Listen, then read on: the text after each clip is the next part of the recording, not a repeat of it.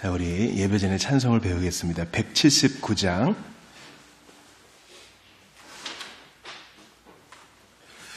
179장은 요한계시록에 나와 있는 말씀입니다. 179장. 우리를 사랑하사 그의 피로 179장을 배워보겠습니다.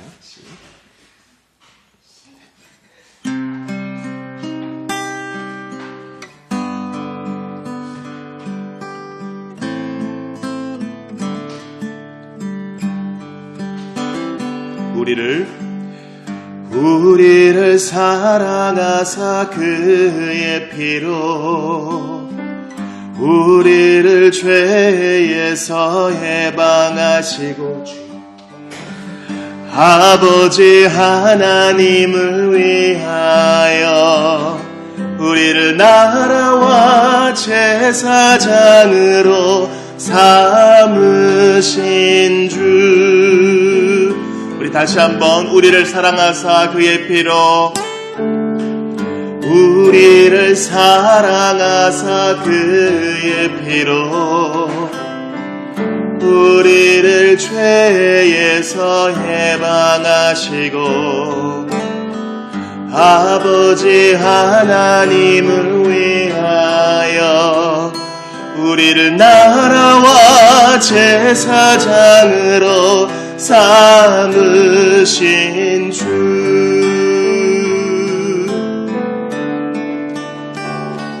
영광과 능력이 세세토록 있기를 원하노라. 영광과 능력이 세세토록 있기를 원하노라. 영광과 능력이 세세토록 있기를 원하노라.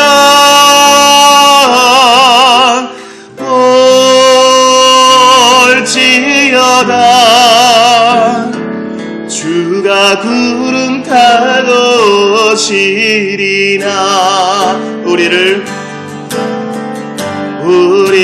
사랑하사 그의 피로 우리를 죄에서 해방하시고 아버지 하나님을 위하여 우리를 나라와 제사장으로 삼으신 주.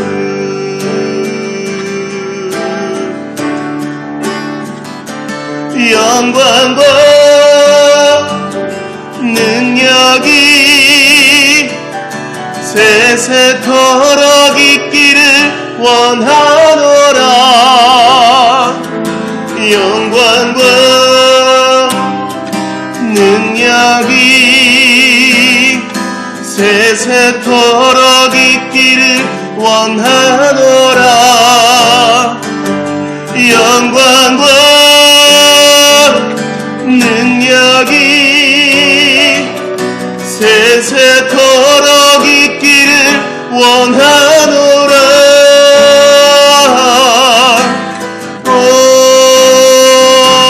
올지어다 주가 구름 타고 오시리라. 아멘. 우리 찬송을 한 장 더 배워보겠습니다. 181장입니다. 181장입니다. 우리 181장은 이사야 말씀인데요. 우리가 여호와의 산에 올라가자라는 말은 시편에도 많이 나와 있어요. 예배하러 여호와의 산, 무슨 산입니까? 바로 시온성, 예루살렘이 고지에 있죠. 예배하러 가는 길은 올라가는 길, 즉 하나님 앞에 우리 자신을 드리고 수고로 헌신으로 나아가야 되는 길입니다. 그러나 그 산에 올라가면 기쁨이 있습니다. 그곳에서 주의 말씀이 있어요. 우리 181장 함께 배워보겠습니다.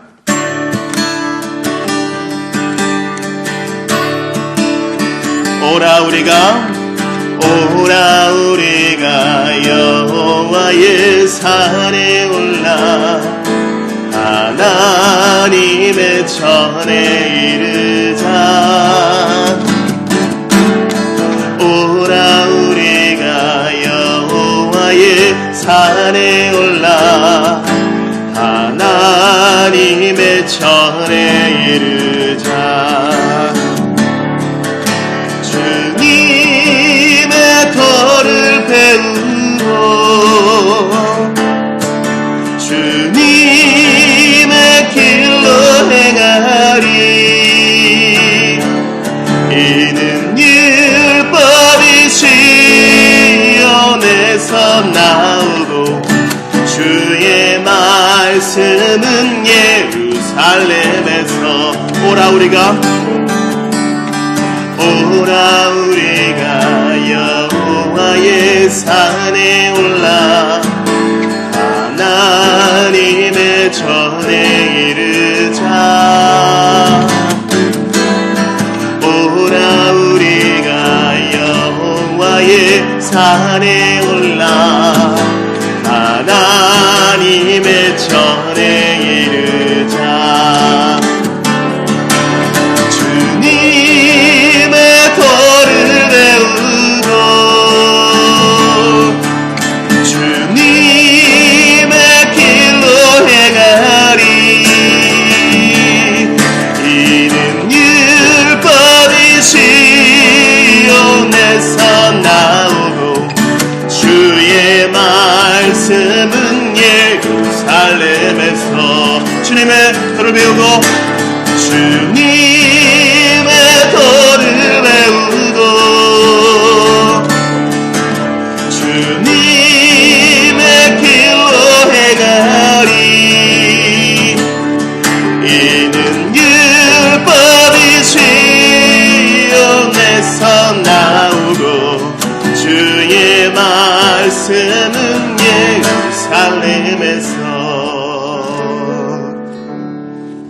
아멘.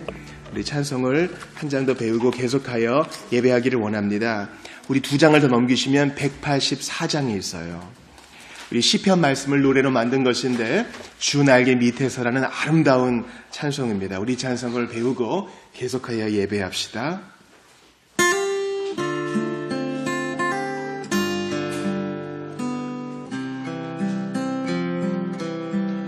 주 날개 밑에서 노래하네.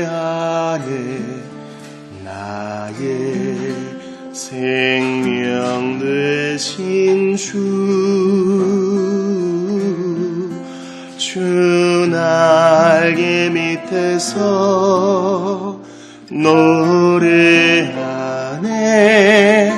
나의 안식 되신 주 날개 밑에서 노래하네. 주 날개 밑에서 그 크신 사랑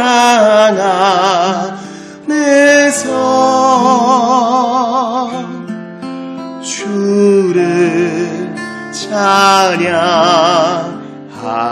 184장입니다. 내 영이 주께 매달리네. 내 영이 주께 매달리네. 나의 구원 되신 주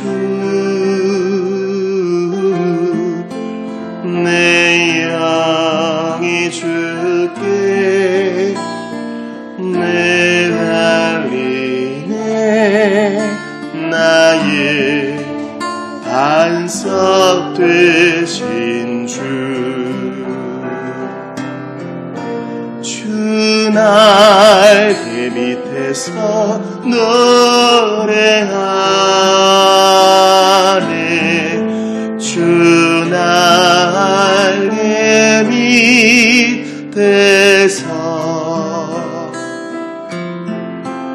그 그 크신 사랑 안에서 주를 찬양하네.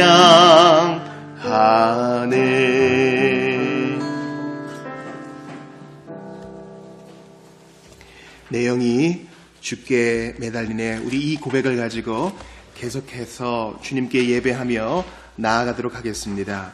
우리 다 같이 자리에서 일어나시겠습니다. 다 같이 자리에서 일어나셔서 주기도 드리심으로 2017년 11월 12일 주일 예배를 하나님 앞에 올려드리겠습니다. 찬송집 제일 앞에 있는 주기도를 마음 다해 주께 올려드립시다. 우리의 기도입니다. 시작. 하늘에 계신 우리 아버지여, 이름이 거룩히 여김을 받으시오며 나라가 임하시오며 뜻이 하늘에서 이룬 것 같이 땅에서도 이루어지이다. 오늘 우리에게 일용할 양식을 주시옵고 우리가 우리에게 죄 지은 자를 사하여 준 것 같이 우리 죄를 사하여 주시옵고 우리를 시험에 들게 하지 마시옵고 다만 악에서 구하시옵소서. 나라와 권세와 영광이 아버지께 영원히 있사옵나이다. 아멘. 187장 드립시다. 삼위 하나님께 영광 돌립시다.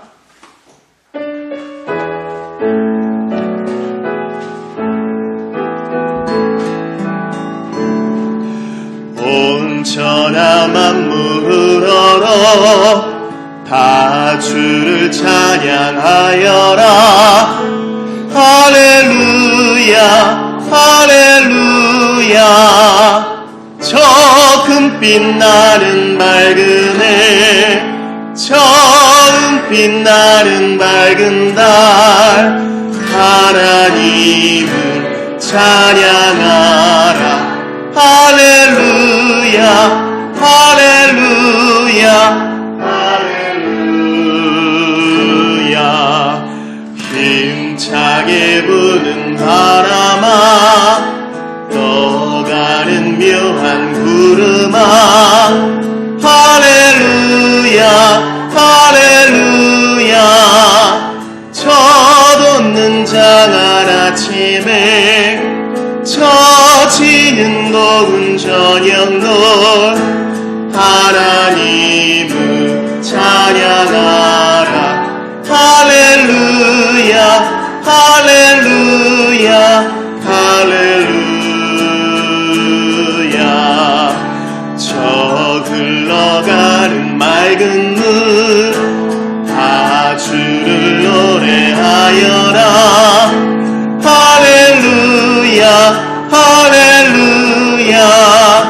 저 좋아 많은 밝은 불, 그 빛과 열을 내어서 하나님을 찬양하라.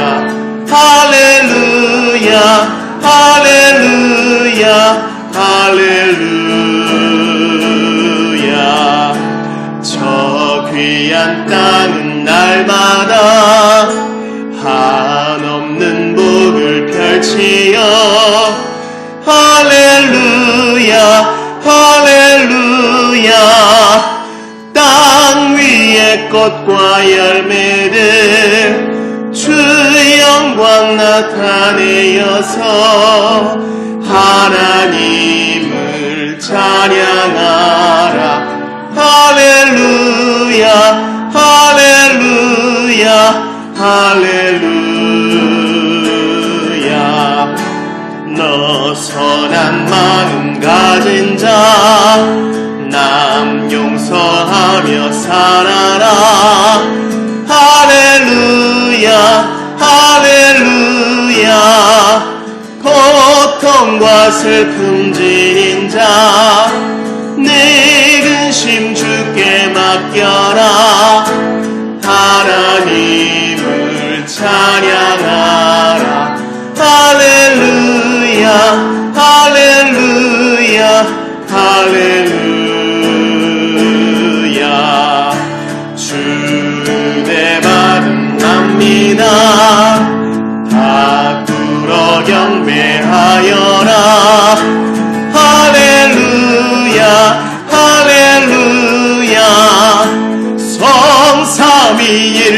주님께 존귀와 영광 돌려라.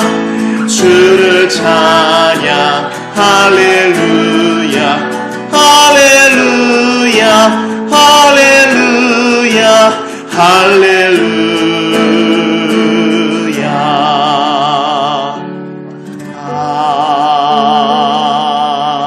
아멘. 자리에 앉으시겠습니다. 찬송집 제일 뒤에 있는 십계명을 합독하시겠습니다. 신명기 5장에 있는 십계명을 합독합시다.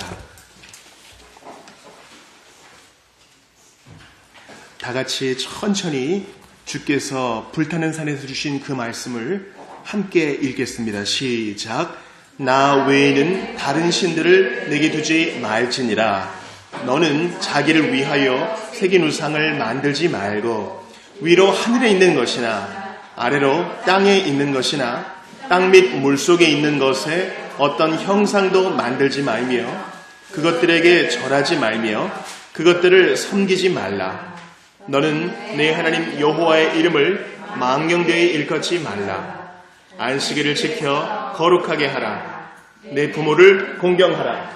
그리하면 내 하나님 여호와가 내게 준 땅에서 내 생명이 길고 복을 누리리라. 살인하지 말지니라. 간음하지 말지니라. 도둑질하지 말지니라. 내 이웃에 대하여 거짓 증거하지 말지니라. 내 이웃의 아내를 탐내지 말지니라. 내 이웃의 집이나 그의 밭이나 그의 남종이나 그의 여종이나 그의 소나 그의 낙이나 내 이웃의 모든 소유를 탐내지 말지니라. 아멘. 이 시간은 하나님 앞에 가면을 벗는 시간입니다. 사람들에게는 가면 쓴 모습을 보여주었을지라도 우리 하나님 앞에는 우리의 추악함과 죄를 모두 고백해도 예수 안에서 모두 받으시고 용서하시고 새롭게 하십니다. 우리 이 시간 우리의 마음을 아프게 하고 또한 주님께 마음 아프게 한 모든 죄악들, 우리 양심이 알고 있고 이 시간 성령께서 깨닫게 하시는 모든 죄악들을 하나님 앞에 토설하는 시간 갖겠습니다. 토설하는 자는 자유케 될 것이요, 주님 앞에 숨기고 토설하지 않는 자는 뼈가 마른 것 같은 고통을 느낄 것입니다.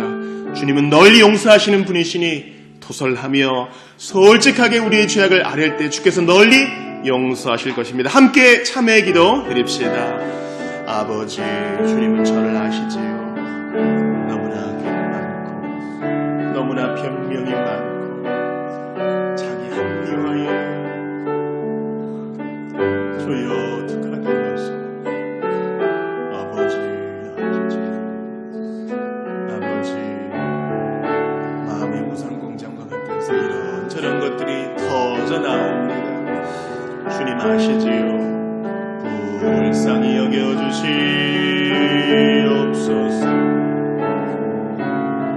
아버지, 홀로 영광과 찬양을 받아주시옵소서. 아버지, 저의 완악함과 말하고 섬기고 한대로 하지 못한 것 다 용서하시옵고 은혜를 베풀어 주시옵소서. 하나님 긍휼히 여겨주시옵소서. 하나님께서 은혜와 자비를 베풀어 주셔서 주님 앞에 영광 돌리며 살게 하여 주시옵소서. 큰 은혜를 구하오니 하나님의 은총 베풀어 주시옵소서.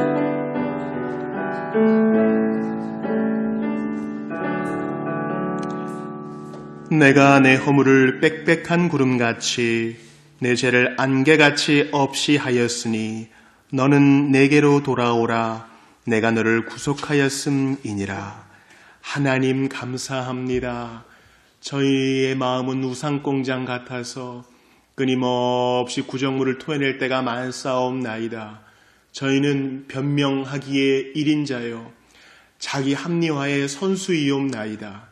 주여, 탐욕을 부리되 경건한 척하며 탐욕을 부렸고 거짓말을 하되 오히려 진실을 사랑하는 척하며 거짓을 즐겼으니 이 또한 큰 영적 기만인 줄 아옵나이다. 이 시간 하나님이 혐오하시는 모든 죄악, 세상 것을 사랑하고 하나님과 영적인 것을 등한시했던 것을 포함하여 모든 은밀한 것들을 다 토해 놓았사오니 그 아들 예수의 피로 덮으사 용서하시고 다시 한번 우리를 새롭고 거룩한 길로 파송하여 주시옵소서. 그것은 우리가 있을 곳이 아니요 하나님이 빛을 비추어 주시는 거룩한 길이 우리의 갈 길이오니 주여 이번 한 주도 거룩의 여정 지치지 않도록 앞으로만 전진케 하여 주옵소서. 크고 작은 죄는 사람이 보고 평가할 뿐 하나님 기준에서는 다 똑같이 사망에 떨어져야 할 죄인 줄 압니다. 이러한 죄인을 위해 예수께서 십자가에 달려 죽으시고 구속의 사역을 이루셨으니 저희는 그저 감사함으로 받습니다. 우리가 잘하고 구제하고 선행 베푸는 것으로 퉁치는 것이 아니요 어떻게든 평균케 하려는 것이 아니요 예수님의 피만 의지하여 예수님의 순종만 의지하여 이 시간 참여하였사오니 과거와 다시 만나지 않게 하시고 새로운 길로만 진리의 길로만 순결의 길로만 가게 하여 주시옵소서. 말로 다 못할 죄인이에 뜨거운 그 귀한 보혈의 피를 흘려주신 주님을 찬양하옵나이다. 예수 그리스도의 이름으로 기도합니다. 아멘. 다 같이 일어나셔서 감사의 찬양을 드립시다. 221장입니다. 인생길 험하고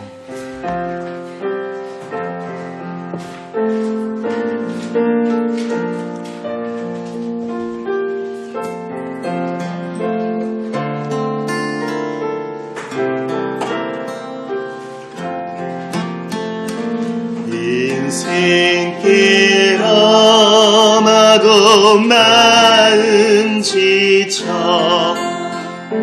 살아갈 용기 없어질 때 너 홀로 앉아서 낙심치 말고 예수님 품으로 나오시오. 예수님은 나의 생명 믿음 소망 사랑 되시니 십자가 보혈 자비의 손길로 상처 입은 너를 고치시리. 평생의 모든 꿈 어무러져 세상의 친구 다 떠날 때 어둠에 앉아서 울지만 말고 예수님 품으로 나오시오. 예수님은 나의 생명 믿음 소망 사랑 되시니 십자가 보혈 자비의 손길로 상처 입은 너를 고치시리. 어두운 밤 지나면 새날 오고 겨울이 가면 봄이 오듯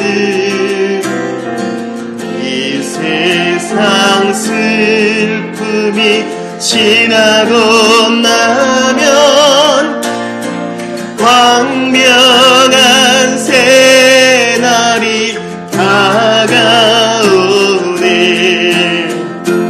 예수님은 나의 생명 믿음 소망 사랑 되시니 십자가 보혈 자비의 손길로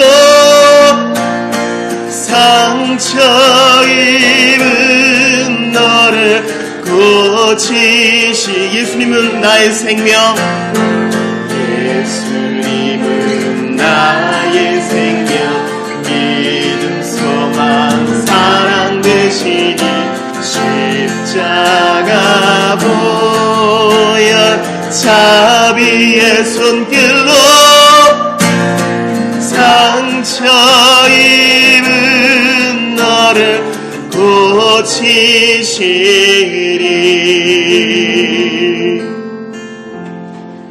사도신경으로 우리의 신앙 고백합시다. 사도신경은 찬송집 제일 앞에 있습니다. 함께 고백합시다. 시작. 나는 전능하신 아버지 하나님 천지의 창조주를 믿습니다. 나는 그의 유일하신 아들 우리 주 예수 그리스도를 믿습니다. 그는 성령으로 잉태되어 동정녀 마리아에게서 나시고 본디오 빌라도에게 고난을 받아 십자가에 못 박혀 죽으시고 장사된 지 사흘 만에 죽은 자 가운데서 다시 살아나셨으며 하늘에 오르시어 전능하신 아버지 하나님 우편에 앉아 계시다가 거기로부터 살아있는 자와 죽은 자를 심판하러 오십니다. 나는 성령을 믿으며 거룩한 공교회와 성도의 교제와 죄를 용서받는 것과 몸의 부활과 영생을 믿습니다. 아멘. 자리에 앉으시겠습니다.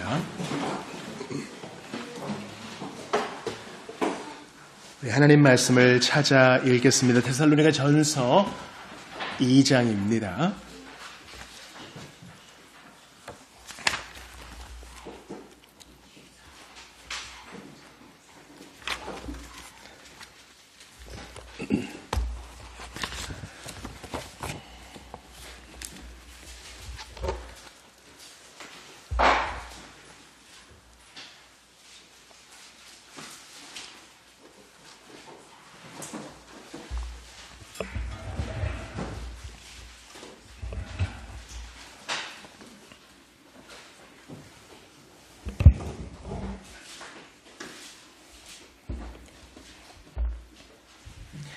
신약성경 데살로니가 전서 2장입니다.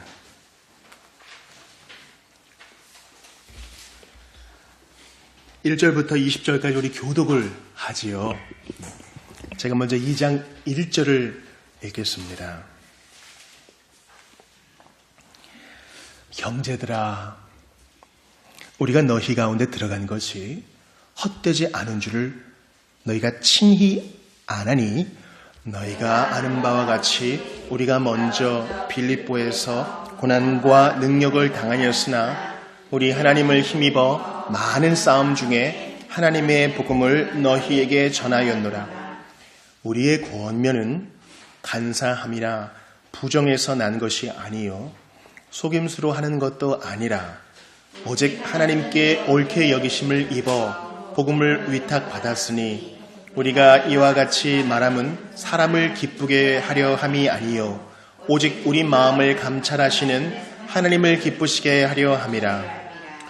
너희도 알거니와 우리가 아무 때에도 아첨하는 말이나 탐심에 탈을 쓰지 아니한 것을 하나님이 증언하시느니라.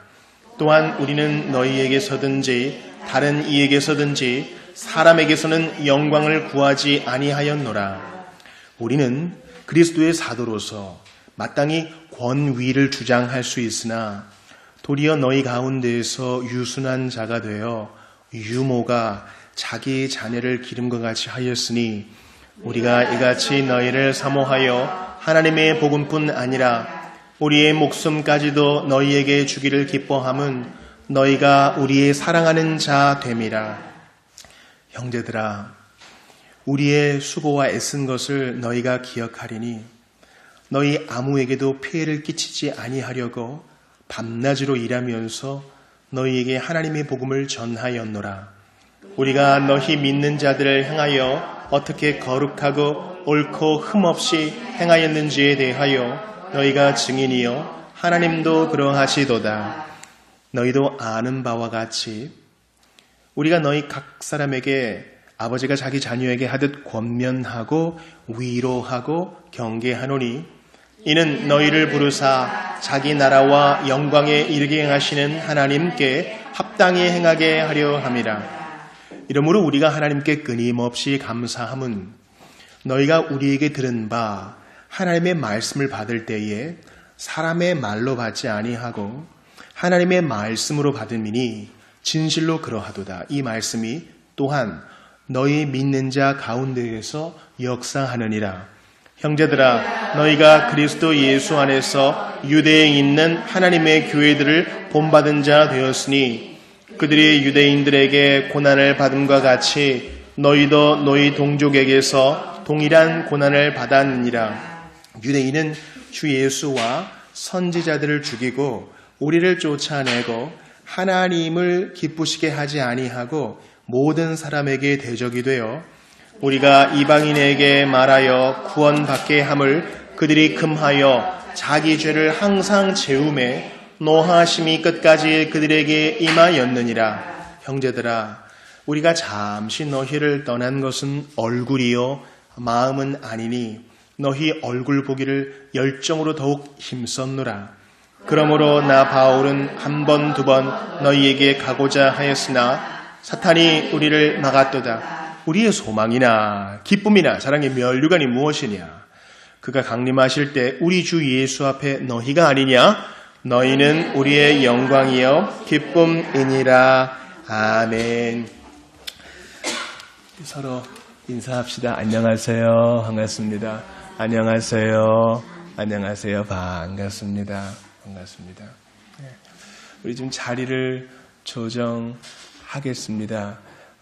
우리 상민이가 우리 양고은 선생님 좌측, 우리 김유현 지사님 좌측에 앉으세요. 예, 앉으시면 되겠고, 우리 정윤이는 저기 김영선 드님 좌측에 앉으시면 되겠습니다. 예, 홀로 예배하면 외로우니까. 네, 좋습니다. 자, 우리 사면 교회 소식을 좀 보시지요. 우리 지난주에 연합 예배를 드려서 우리 4-44 주보가 없지요. 우리 샘마루 교회와 아주 연합 예배를 풍성하게 잘 드렸습니다. 여러 가지 느끼신 바도 있고 감사한 부분도 있고 그러실 겁니다. 주중에 성경 읽기를 이제 어떻게 하셨나 잘 모르겠는데 우리 성경 읽기 계속 진행됩니다. 그래서 이 맥체인식 성경 읽기표에 따라서 하나님 말씀을 잘 섭취하시기를 바랍니다. 암송 선구는 오늘 본문에 나와 있는 19절 말씀이에요. 우리의 소망이나 기쁨이나 자랑의 면류관이 무엇이냐? 그가 강림하실 때, 이 그는 누구겠어요? 예수님이 강림 내려오실 때, 구름 타고 재림하실 때 우리 주 예수님 앞에 너희가 아니냐? 이 말씀을 영어로도 보시고 집 안에도 붙여 놓으셔서 마음에 잘 새기시기를 바라요. 봉사위원들 잘 기억해 주시고요. 오늘 오후 모임 이제 종교개혁 기념주일 하고 연합예배하고 오후 모임이 좀 흐트러지면 안 되기 때문에 일상으로 잘 돌아옵시다. 이제 어린이 청소년 청년 장년 공이 다 성찬을 합니다. 이러기가 참 쉽지 않은데 이게 딱 맞아요. 성찬을 각각 다른 유리문답을 통해 배우기를 원합니다. 오늘 11월 생일 축하하겠습니다. 생일 맞으시는 분들을 주의 이름으로 축복합니다. 네, 다 같이 기도하고 하나님 말씀을 받겠습니다. 하나님 아버지, 저희는 주님이 우리 아버지가 되어주셔서 참 좋습니다. 세상의 아버지는 혹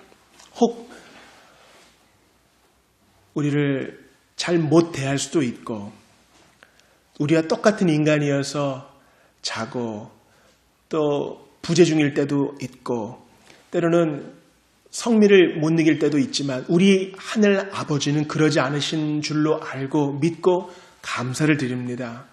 왔느냐, 잘 왔구나. 두 팔 벌려 환영하시고 저희를 위해 상을 차려주시며 우리를 배불리 먹이시고 안아주시는 우리 하나님 아버지 감사와 찬양을 드립니다. 주여, 날이 추워집니다. 저희의 심령이 얼어붙지 않도록 주의 성령으로 따뜻하게 데워주시고 이 따뜻함을 이웃에게 전할 수 있도록 너른 마음 허락하여 주시옵소서. 이 시간 간절히 기도하옵나이다. 날이 추워짐에 따라 연약한 이웃은 더욱 연약해지기 마련인데 그들을 돌보아 주시고 우리가 그들을 섬기는 작은 통로의 역할 감당할 수 있기를 원합니다. 구원받아 누리는 복들을 나눌 수 있도록 우리의 눈을 열어주시고 지경을 넓혀 주시옵소서. 이 시간 간절히 기도합니다. 하나님의 말씀을 받아 먹어야 저희가 살겠나이다. 무지하고 게으르고 또한 몸도 연약한 저희들이 이 시간 주의 말씀을 잘 받기를 원합니다. 집중케 하여 주시고 살아계신 하나님이 이 자리에 좌정하신 줄 아오니 그 주님께 직접 받는 것처럼 사모하는 마음으로 두렵고 떨리는 마음으로 기쁜 마음으로 받게 하여 주시옵소서. 무력하고 무지한 종을 붙들어 주옵시고 이 시간 어린아이로부터 장년에 이르기까지 각자의 사정을 주님이 다 아시오니 우리의 상한 마음도 받아주시옵소서. 너희 중에 필요한 것 있는 자 있느냐? 내게 구하라 주님 말씀하셨사오니 자신의 몸과 살과 피까지 다 내어주신 주님이 우리가 구하는 것도 허락하실 줄 믿습니다. 아버지, 우리의 기도 들으셨지요? 필요한 대로 주의 때에 공급하여 주셔서 우리가 없음으로 인하여 연약함으로 인하여 넘어지지 않도록 도와주시고 속사람도 강건케 하여 주옵소서. 육신의 쇠약함을 놓고도 기도합니다. 하나님 아버지, 주님 다시 배울 날이 날로 가까워올 줄 알고 이 땅에서 더욱 순결하게 거룩의 여정을 잘 감당하는 한 사람 한 사람 나그네와 거류민으로서의 성도로서 잘 살게 하시옵소서. 하나님 아버지께서 이 시간 한 사람 한 사람 친히 안수하여 주시고 안아주시고 주께서 친히 복을 내려주시사 이 복된 주일이 더욱더 하나님께 영광 돌리는 날 될 수 있도록 시종을 주관하여 주시옵소서. 우리가 돕는 기관들, 선교사님들 붙들어 주시고 전 세계 어디에서든지 정말 타락한 나라에서든지 복음이 핍박받는 나라에서든지 이 날을 기억하며 예배하는 모든 형제와 자매들에게 한 가지로 복 내려 주시옵소서. 우리의 영원한 위로가 되시는 예수님 이름으로 기도합니다. 아멘.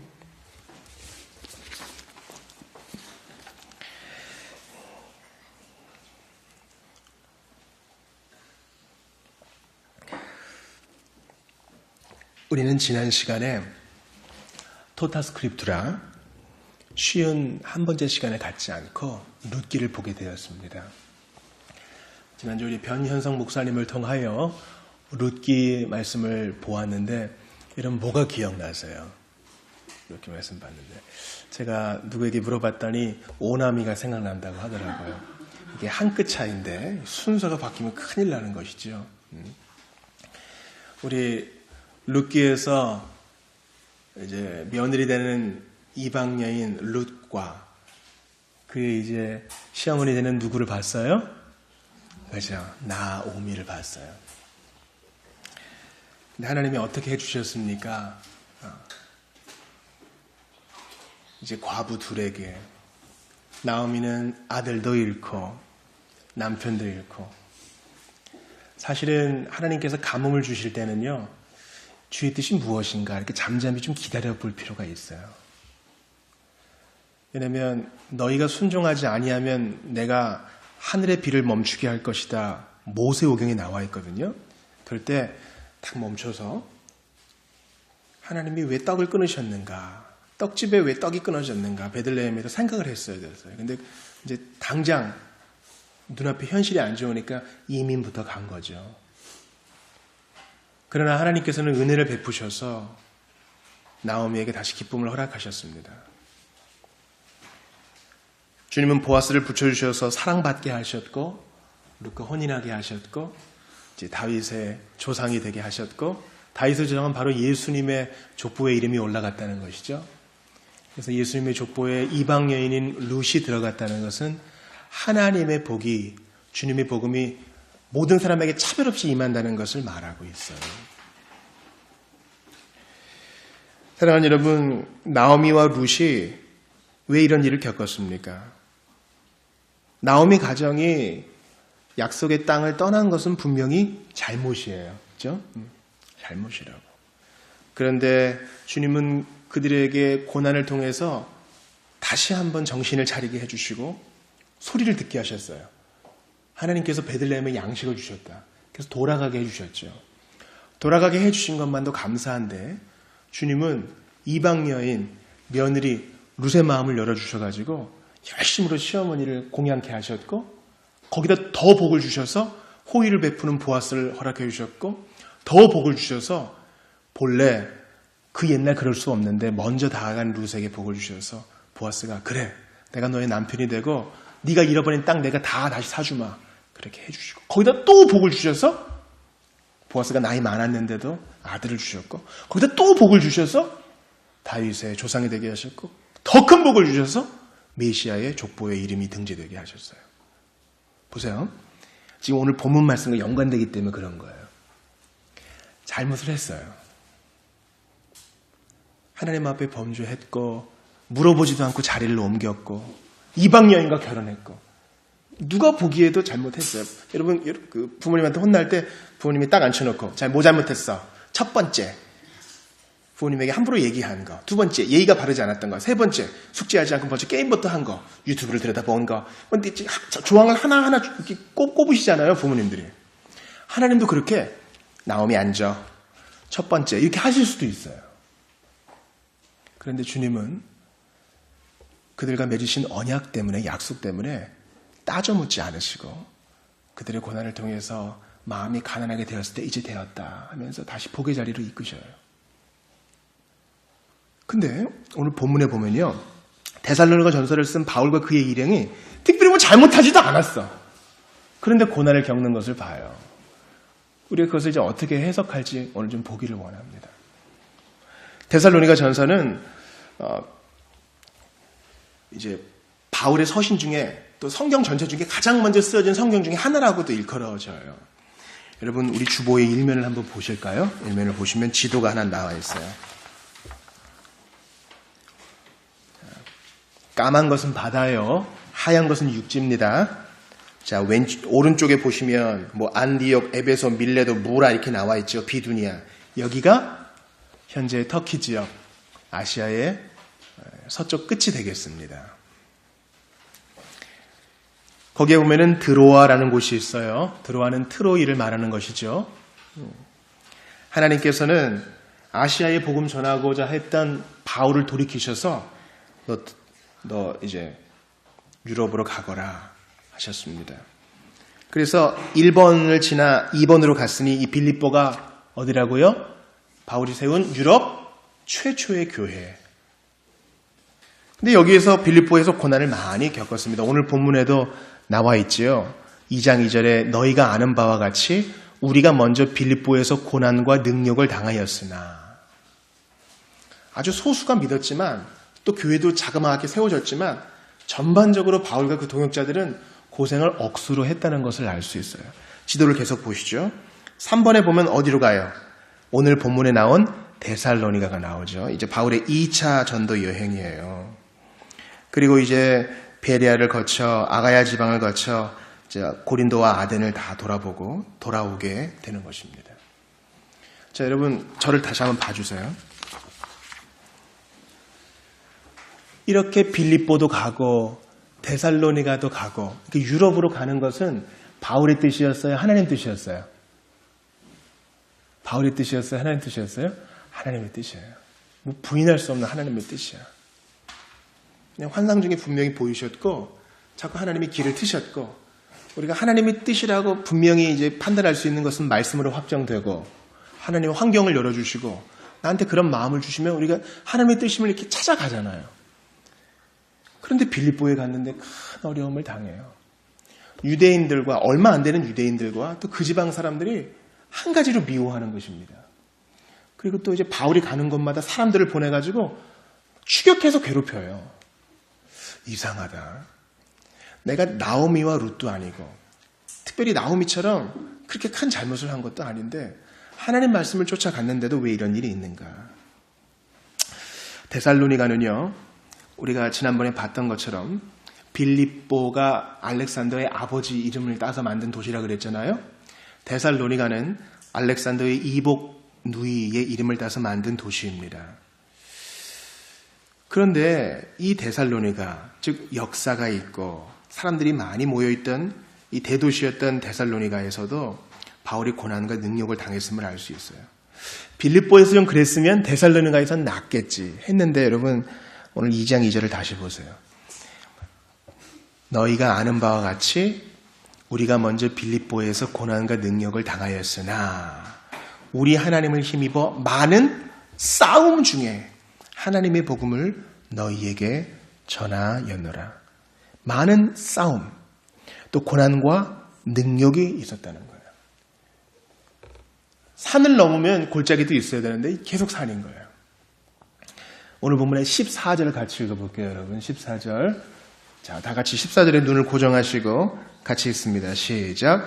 형제들아, 너희가 그리스도 예수 안에서 유대에 있는 하나님의 교회들을 본받은 자 되었으니 그들이 유대인들에게 고난을 받은 것 같이 너희도 너희 동족에게서 동일한 고난을 받았느니라. 자, 이스라엘 지방에 예루살렘을 중심으로 이스라엘에 세워진 예수 믿는 무리들은요, 유대인들에게 공격을 받아요. 마치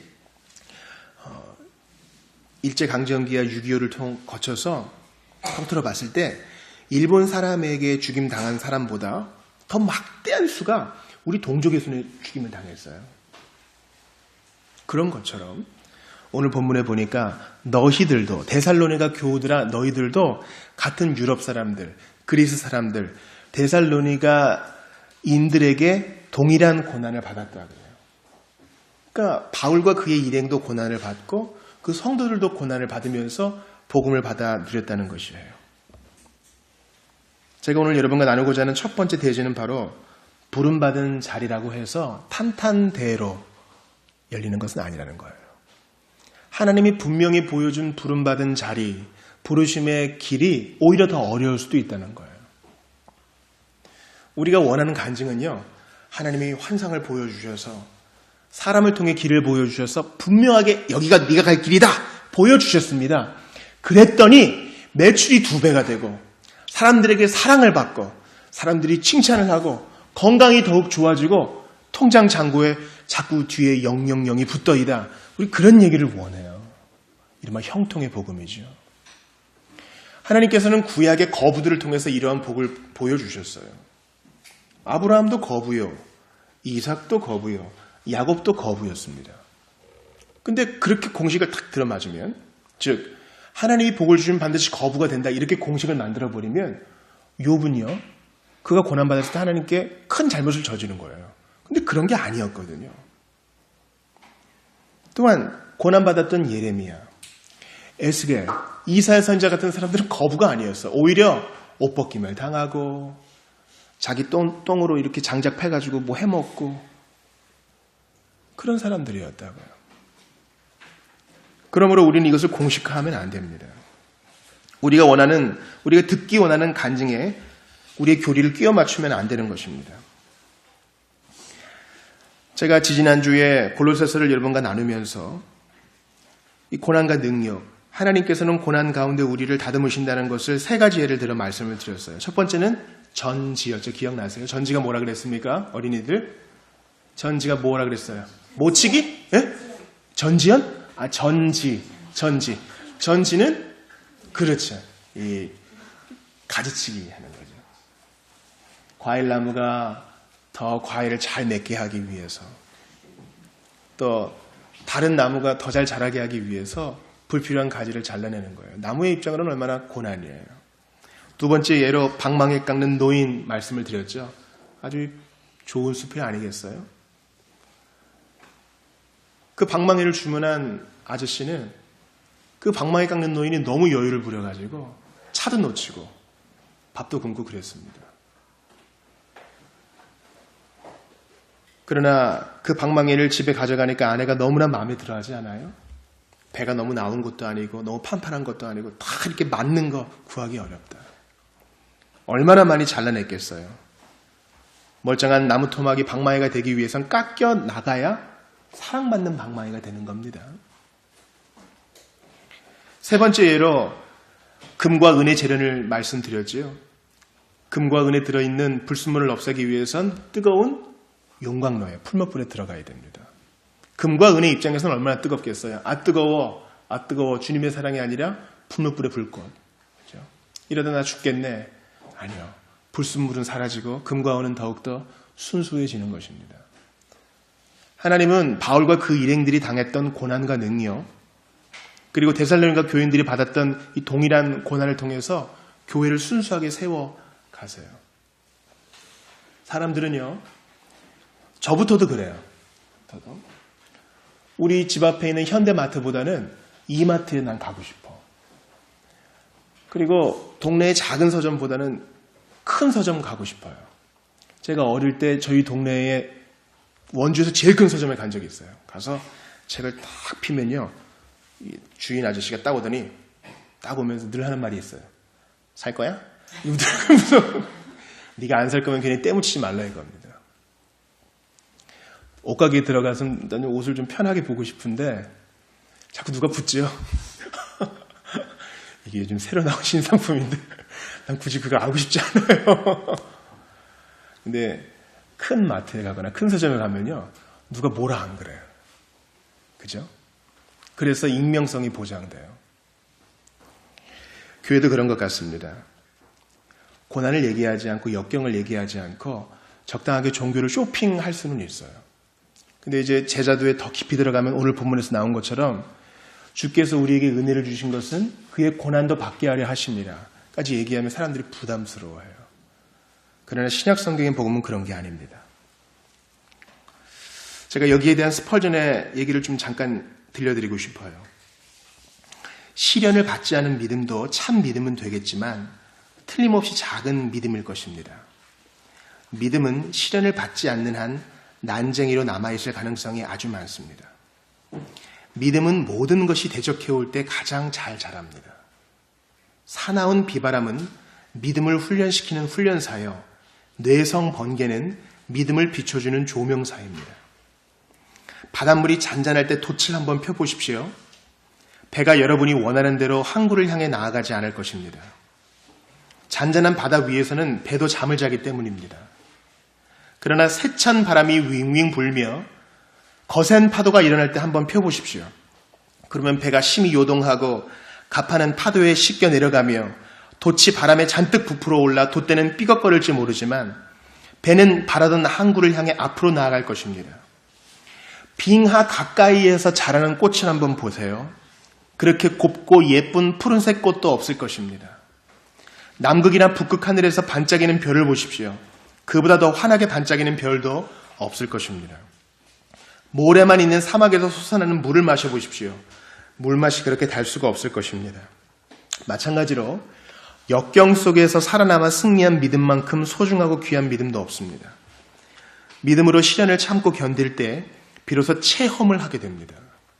강제로 물속을 통과하는 체험을 하지 않았다면 여러분은 자신이 얼마나 약한 존재인지 알 수 없었을 것입니다. 엄모라는 물 가운데서 붙들어 주시는 하나님을 체험하지 않았다면 여러분은 하나님의 능력이 얼마나 큰지 전혀 알지 못했을 것입니다. 이처럼 믿음은 시련을 많이 참고 견딜수록 강하고 굳세며 확실해집니다. 따라서 믿음이 소중하듯 믿음의 시련 역시 소중한 것입니다. 믿음이 어린 성도들은 이 말을 듣고 낙심하지 말기 바랍니다. 여러분은 앞으로 시련을 구하지 않아도 시련을 많이 겪게 될 것입니다. 때가 되면 하나님께서 여러분의 믿음이 어느 정도 되는지 시련을 통해서 반드시 시험하실 것입니다. 결혼을 하게 되면요, 내가 어떤 사람인지 알게 돼요. 연애할 때는 이렇게 조금 가리고 그러지만 자기 본 모습이 드러나면 내가 이 정도 그릇밖에 안 되는 걸 알게 된다고요. 마찬가지로 시련을 통해서 그걸 알게 돼요. 그때까지 믿음의 시련을 통해 많은 것을 얻지 못한다 해도 여러분이 갖고 있는 은혜로 말미암아 하나님께 감사하십시오. 그로 인해 어느 정도의 거룩한 자신감이나마 얻게 된 데에 대해 하나님을 찬양하십시오. 이 규칙에 따라 하나님과 동행하십시오. 그러면 하나님의 축복을 점점 더 많이 받아 마침내 산을 옮기고 불가능한 일들을 정복하는 믿음에까지 이르게 될 것입니다. 부름받은 자리라고 해서 만사형통의 길이 아닙니다. 하나님이 사랑하시기 때문에 고난과 역경을 통해 자라게 하십니다. 그러므로 우리가 고난과 역경 가운데서 하나님을 기억하고 있다면 여러분 분명히 부름받은 자여 택함받은 자입니다. 우리가 고난과 역경 가운데 하나님께 따질 수 있는 믿음이라도 있다면 여러분은 살아있는 믿음 가지는 거예요. 주님 왜 그런가요? 이렇게 물어볼 수만 있다면 여러분은 살아있는 자예요. 만약에 고난과 역경 가운데 하나님을 생각하지 않고 사는 게 그렇지 이렇게 덮어버리면 아직 구원받지 못했을 가능성이 높아요. 기억하세요.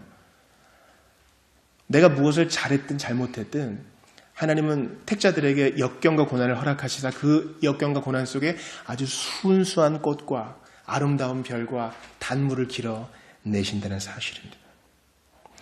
두 번째 여러분과 나누고 싶은 대지는 하나님은 이러한 역경과 고난 가운데 우리를 위로하시는데 바로 성도들을 통해 위로하신다는 겁니다. 사람을 통해 위로하신다는 겁니다.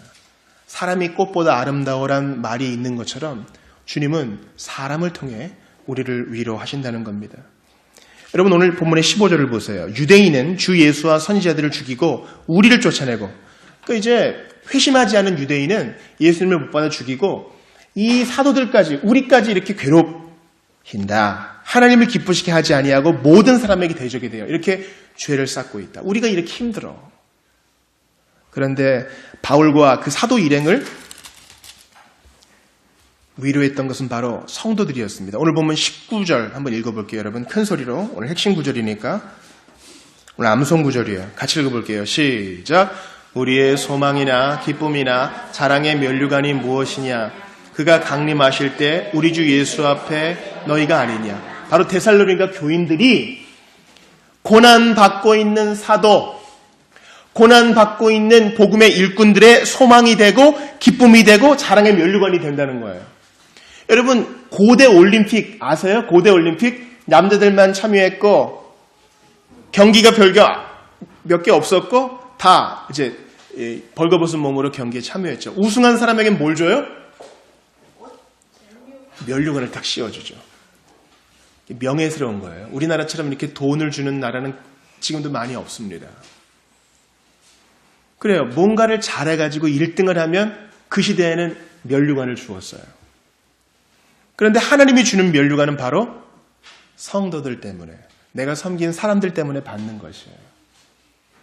많은 사람들을 옳은 대로 이끈 자들은 상이 많을 것이라고 했습니다. 비록 죽을 듯이 아프고 당장 주님 품에 안기고 싶을 정도로 고난이 심해도 변화받은 사람들을 생각하면 소망이 되고 기쁨이 되는 것입니다. 예수 안 믿는 사람들이 이거 알고 있어요. 무엇이 희망이다? 사람이 희망입니다. 20절도 보세요. 우리 14세 이하만 한번 읽어봅시다. 20절 시작. 너희는 우리의 영광이요 기쁨이니라. 바울과 그 일행들의 영광과 기쁨. 이것은 단지 사역자들만이 아니라 사도적인 교회 모두에게 다 포함돼요. 모든 교회가 누려야 될 것. 우리의 영광과 기쁨은 바로 사람. 변화받은 사람. 비록 고난 가운데에서도 변화받아서 회심하여 예수께 소망드는 그 사람 때문에 우리가 자랑스럽고 기쁘고 면류관이 되고 소망이 있다는 사실입니다. 사랑하는 여러분, 여러분은 씨 뿌리는 자의 비유를 아실 거예요. 예수님이 직접 하신 그 비유 아시죠? 네.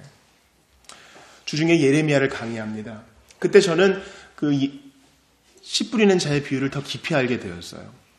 예레미야 선지자가 너희 묵은 땅을 기경하라 그렇게 말을 해요. 여러분 따라해 보세요. 묵은 땅을 기경하라. 자, 겨울이 지나고 봄이 됩니다. 그럼 농부들이 뭘 하나요?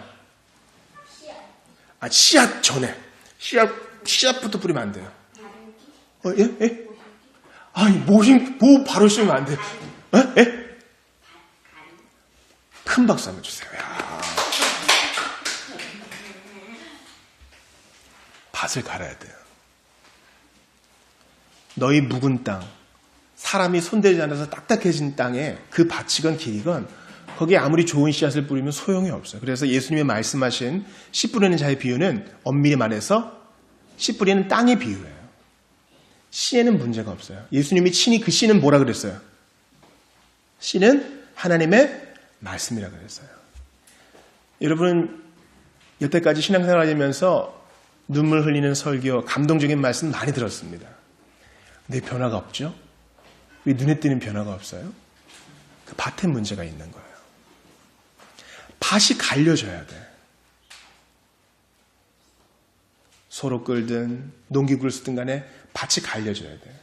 내가 밭이라고 생각해 보세요. 밭은 사람의 마음이니까 가만히 있으면 좋은데 기계로 툭 찍어가지고 덜덜덜 끌고 갈 때 밭이 막 헤어지잖아요. 가지치기 하는 것처럼 재련하는 것처럼 방망이를 깎는 것처럼 밭에는 아픔이 있겠죠. 그렇게 아픔을 겪는 밭갈이를 통해서만 이제 씨 뿌릴 준비가 된 거예요. 데살로니가 교인들은 그러한 고난을 통해서 이제 묵은 땅이 기경되었습니다. 하나님의 씨앗이 거기 심겨졌어요. 이제 잘 자라는 거예요. 잘 자라는 거예요. 밭갈이가 안 된 길가에 떨어진 씨는요, 발아하지 못했습니다. 발아했어도 금방 타 죽어버리고 말았습니다. 바로 그렇게 고난의 밭갈이 속에서 하나님이 씨를 심어주시고 열매 맺게 하시니 바울과 그 일행들은 비록 어려움이 있어도 그들을 보며 기쁜 것입니다. 저희 집에 동화책이 하나 있어요. 언제까지나 너를 사랑해라는 동화책이에요. 아이가 막 태어났어요. 너무 좋죠? 어떨 땐 너무 예뻐서 똥도 찍어 먹을 수 있을 것 같아요. 너무 예뻐서 향기가 납니다. 서서히 나이가 들어요. 그래서 아휴, 저 누구 닮아서 저렇게 천방지축인가. 그러나 잠들 때는요, 그 아기 때 모습이 나와서 언제까지나 너를 사랑해 노래를 불러줍니다. 청소년이 됐어요. 가끔 집에도 안 들어오고 이제 엄마 아빠 말에도 대들기도 해요. 아휴, 저걸 낳지 말았어야 되는데 후회도 할 때가 있어요. 그러나 잠든 때 모습을 보면 그 아기 때 모습이 생각나서 그 옛날 노래를 불러줍니다. 언제까지나 너를 사랑해. 나이가 들어서 결혼을 했습니다. 이 집을 떠났죠. 사랑하는 자녀가 힘들다는 얘기를 듣고 그 집을 방문했습니다. 세상사에 지친 자녀가 자고 있네요. 이제 나는 할아버지가 되고 할머니가 되었지만 또 내 자녀는 또 자녀를 낳고 어른이 되었지만 여전히 자는 모습 속에 그 아기 때 얼굴이 나와요. 그래서 할머니가 된 나는 그 자녀를 향해 노래를 부릅니다. 언제까지나 너를 사랑해.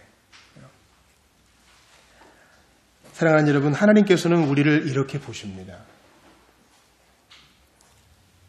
어떤 분이 그런 얘기를 하시더라고요. 청년 중에 어려운 청년들이 좀 있었대요. 우리 예수 믿는 청년들이 직장에 들어가면 요즘도 그렇지요. 회식 자리에서 요즘은 많이 강요를 안 하지만 여전히 술 문제로 고민을 하고요. 정직함을 발휘해야 되는 문제 때문에 직장 안에서 왕따가 되는 경우가 있습니다.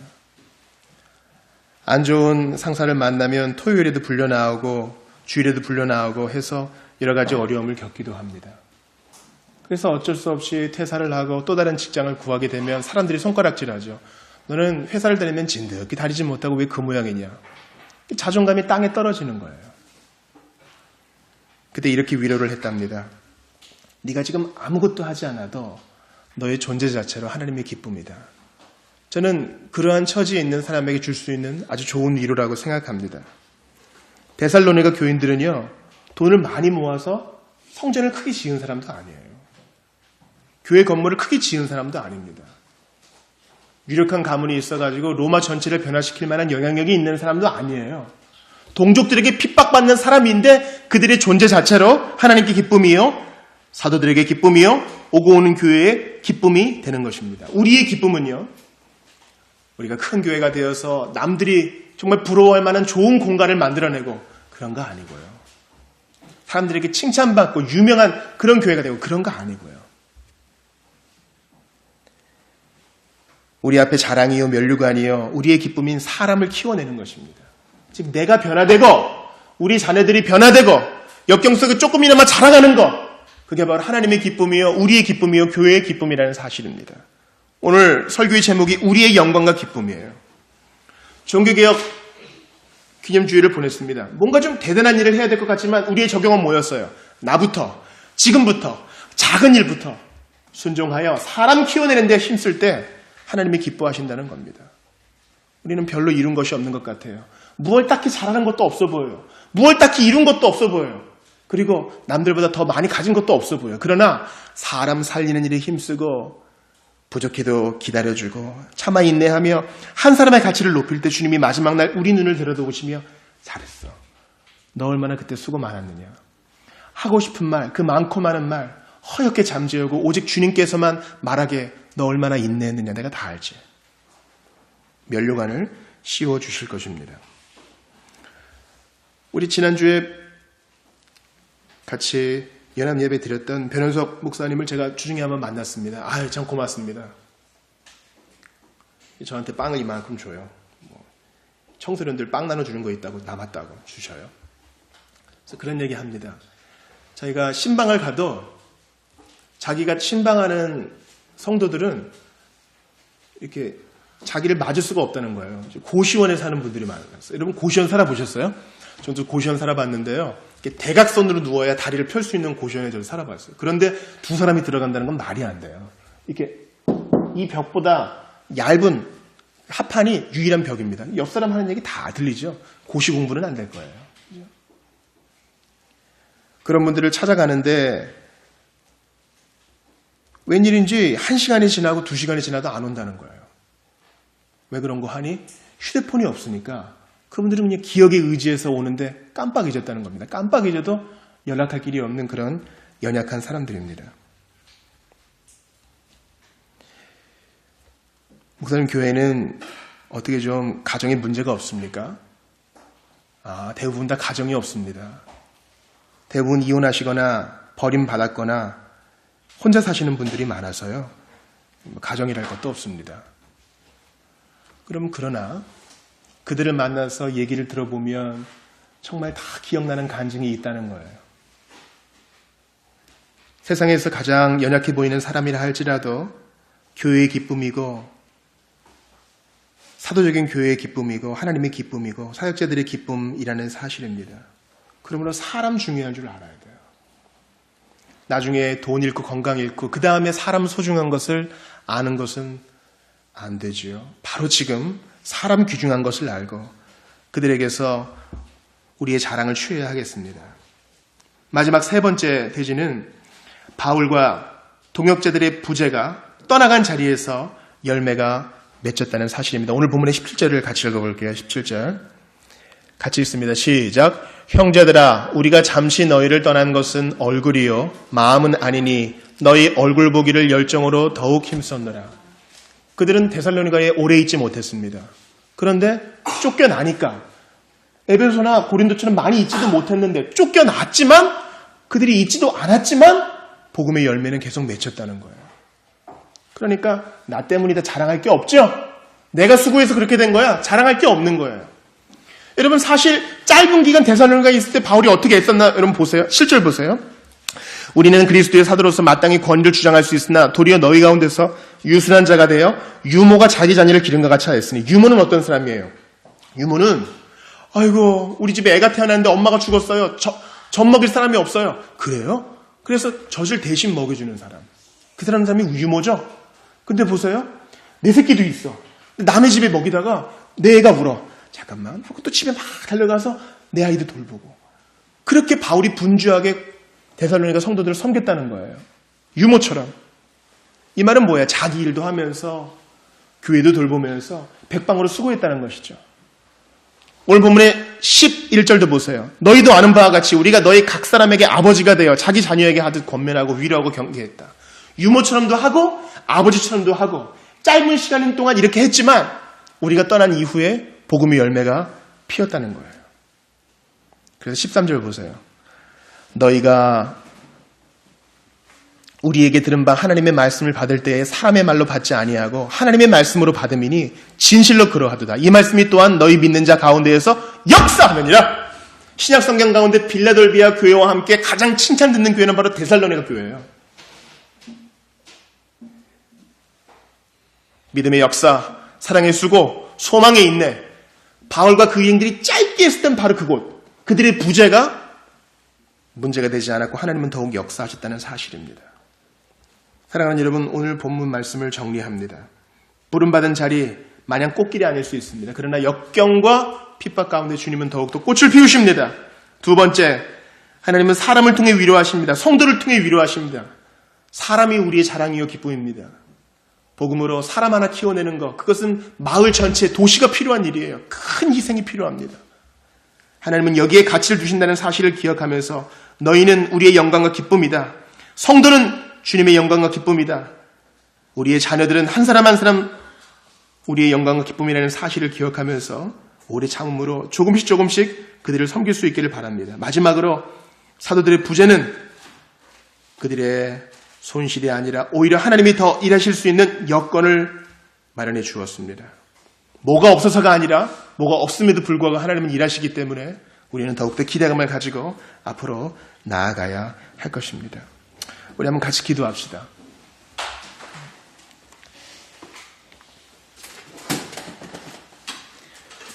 여러분, 고난이 없는 사람이 있어요? 그런 사람 한 명도 없습니다. 그러나 그럼에도 불구하고 하나님이 은혜를 주시더라고요. 이 시간 고난과 핍박 가운데서 오히려 더 밝은 꽃을, 예쁜 꽃을 피운 데살로니가 교회처럼 우리도 그렇게 될 수 있도록 반듯하게 주님을 섬길 수 있도록 도와주시고, 우리의 환경을 이해하는 해석의 열쇠를 오늘 받았사오니 하나님 사람 귀한 줄 알고 나와 같은 사람 키워낼 수 있도록 힘쓰고 애쓰고 기도할 수 있도록 도와주시옵소서. 가장 큰 고난과 핍박은 예수님 받으신 거 아니에요? 예수님이 시편 말씀 다 인용하시다가 다 못했어요. 왜? 아프니까. 숨도 쉬지 못할 만큼 아프니까. 그러한 고난을 겪어내시사 교회라는 아름다운 꽃을, 복음이라는 아름다운 꽃을 피워내셨습니다. 그 주님의 뒤를 따라가기 원합니다. 저희 붙들어 주시옵소서. 함께 오늘 주신 말씀 붙들고 기도합시다. 하나님 아버지 도와주시옵소서. 아버지 도와주시옵소서. 우리 주님 도와주시옵소서. 죽는 것도 유익함이라 하셨습니다. 우리 하나님 함께 하여 주옵시고 주님 앞에 가난한 마음으로 겸손한 마음으로 섬기게 하여 주시옵소서. 아버지 하나님 홀로 영광 받아 주옵소서. 아버지 하나님 우리의 영광과 기쁨, 사람이 귀한 줄 알고 사람 한 사람 귀한 줄 알고 존중이 대하고 천하처럼 대하고, 아버지 하나님 우리 예수님을 기억할 수 있게 하여 주시옵소서. 간절히 기도하오니 말의 잔치가 아니요 살아 역사하시는 성령께서 오늘 본문을 통하여 사람 바꾸어 주시고 인생의 가치관을 바꾸어 주시고 세상이 변화되게 하시고 우리 가정이 바뀌게 하여 주시옵소서. 기도하고 간절히 구합니다. 하나님 아버지, 부름받은 자리가 꽃길이 아니더라도 주님 함께 하시면 좋하오니 핍박과 역경 속에서도 더욱더 주님을 기대하는 우리 모두가 될 수 있게 하여 주시옵소서. 묵은 밭을 갈아주셔서 생명의 씨앗, 말씀의 씨앗이 열매맺어 꽃필 수 있도록 주님 역사하여 주시옵소서. 성도를 통해 자라가는 아이들을 통해 나의 변화를 통해 사람을 통하여 위로하시는 하나님, 사람 귀한 줄 알고 돈보다 명예보다 건물이 세워지는 것보다 외형적으로 보이는 것보다 사람에게 더 가치를 두고 사람 농사에 힘쓰는 우리 교회 되게 하여 주시옵소서. 바울과 사도들 일행의 부재가 오히려 더 큰 복이 되었듯이 우리도 그럼에도 불구하고 역사하시는 주님을 기대하게 하여 주시옵소서. 이러한 복을 주시기 위해 가장 큰 고난을 당하신 예수 그리스도를 바라보면서 죄 지으신 것 없으시만 죄인들을 위해 기꺼이 대속의 자리에 서신 예수님을 기억하시면서 우리도 한 걸음 한 걸음 거룩의 여정 갈 수 있도록 도와주시고, 하나님께서 새롭게 일하시는 것을 기대하게 하여 주시고 새로운 일을 이루어내시는 주님을 바라보게 하여 주시옵소서. 죄인 위하여 아낌없이 피와 살을 내어주시고 죽기까지 사랑해주신 주 예수님의 이름으로 기도하옵나이다. 아멘. 다 같이 일어나셔서 32장 드리며 봉헌하시겠습니다. 내게 있는 향유옥합.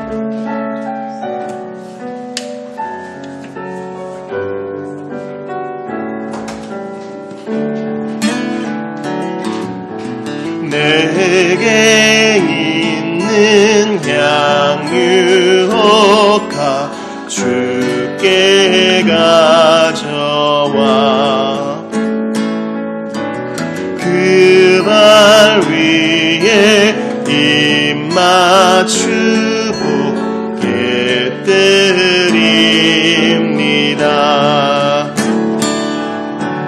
나를 위해 험한 산길 오르신 예수,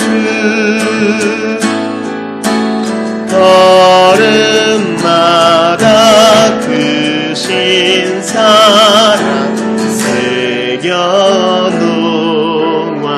내게 있는 향유옥합, 내게 있는 향유옥합 주께 가져와 그 발 위에 입 맞추고 깨뜨립니다. 나를 위해 십자가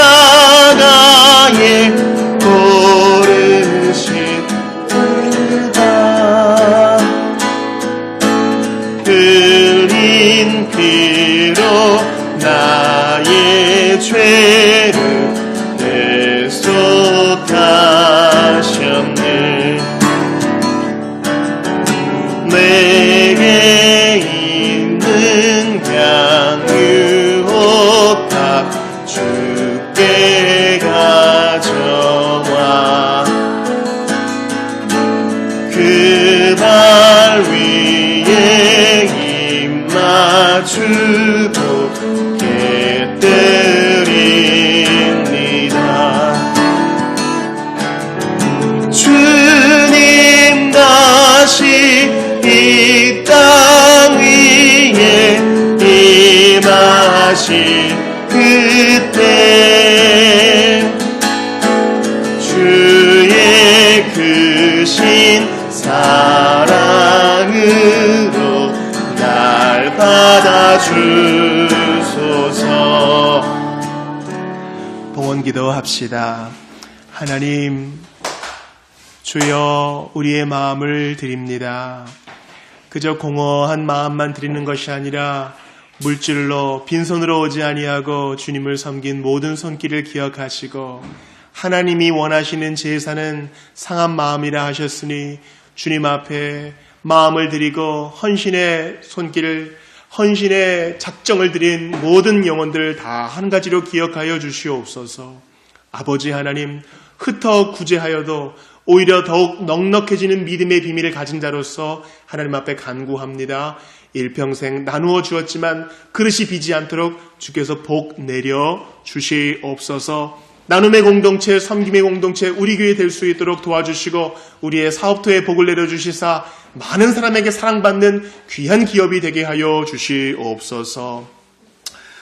이제는 우리 구주 예수 그리스도의 은혜와 하나님 아버지의 사랑과 성령님의 감동, 감화, 교통하심이 역경과 인내 속에서 하나님의 일하심을 바라며 성도에게, 자녀들에게, 한 사람에게 귀한 가치를 두며 사람 의지할 것이 아니라 그럼에도 불구하고 일하시는 주님을 앙망하기로 작정한 모든 이들에게 영원토록 있어지이다. 아멘.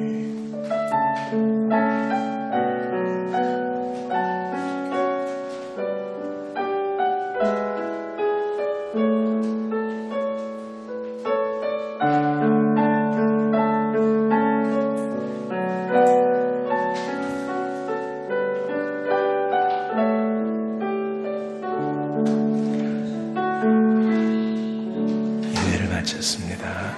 식사 교제하시죠.